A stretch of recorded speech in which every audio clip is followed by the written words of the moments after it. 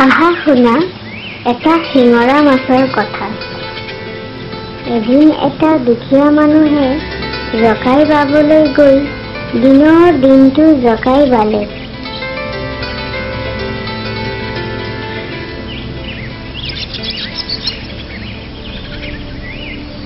কিন্তু এটা শিঙৰা মাছৰ বাহিৰে সি একো নাপালে।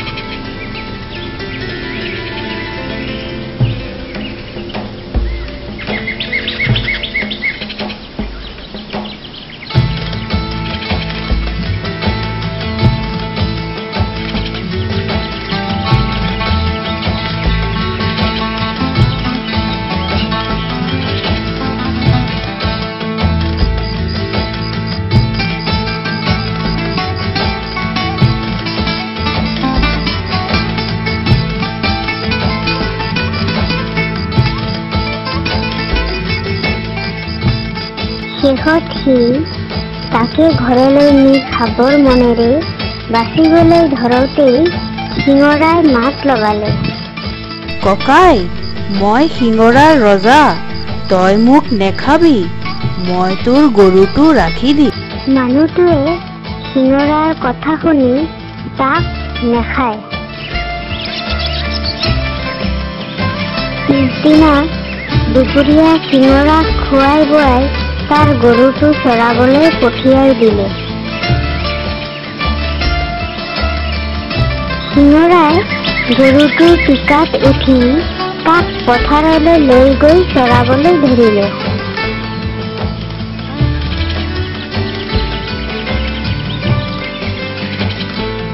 এইদৰে বহুত দিন গ'ল।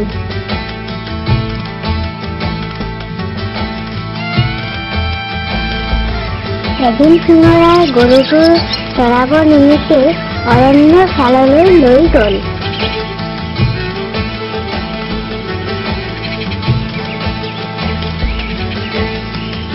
অৰণ্যত এটা মুখ মেলি পৰি থকা ৰাক্ষস দেখিবলৈ পালে। ৰাক্ষসে গৰুটো দেখি তাক ধৰিবলৈ গ'ল। তেতিয়া শিঙৰাই তাক বাধা দি ক'লে, হেৰ ৰাক্ষস, ৰ, তই মোক দেখা নাই নেকি? যদি তই মোক বলে পাৰ তেহে মোৰ গৰু চুবি, নহলে তোৰ ফালে আজি বৰ বেয়া।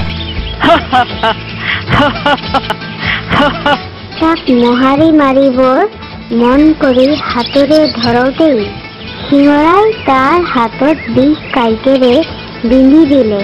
তেতিয়াই ৰাক্ষসৰ হাতখনত চেংচেঙনি ভগভগনি উঠিল।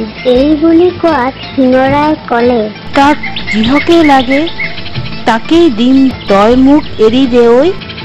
এই বুলি কোৱাত শিঙৰাই ক'লে, যদি তোক এৰি দিব লাগে তেনেহলে মোক কি দিবি আগেই দে।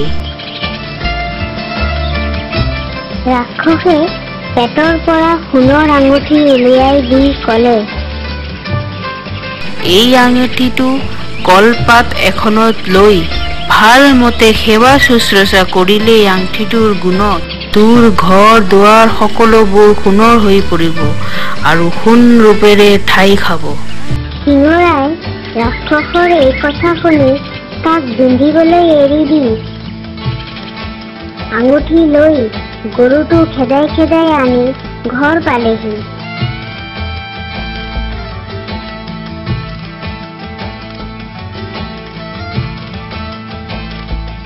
ঘৰ পাই সি গিৰিহঁতৰ হাতত আঙুঠিটি দি সকলো কথা ক'লে।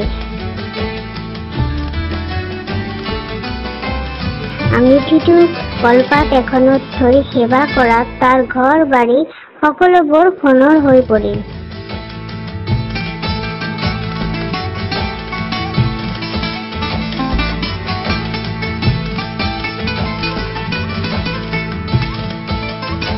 গিৰিহঁতে তেতিয়াই শিঙৰাৰ লগত নিজৰ জীয়েকক কেঁচা পাণ তামোল কাটি বিয়া দিলে।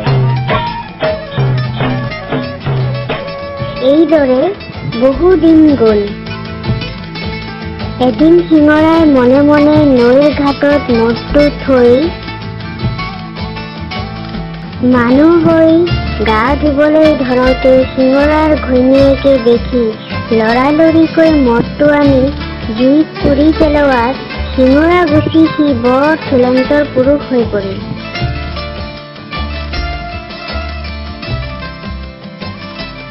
তেতিয়া সকলোৱে মহা আনন্দেৰে ৰজাৰ দৰে থাকিবলৈ ধৰিলে।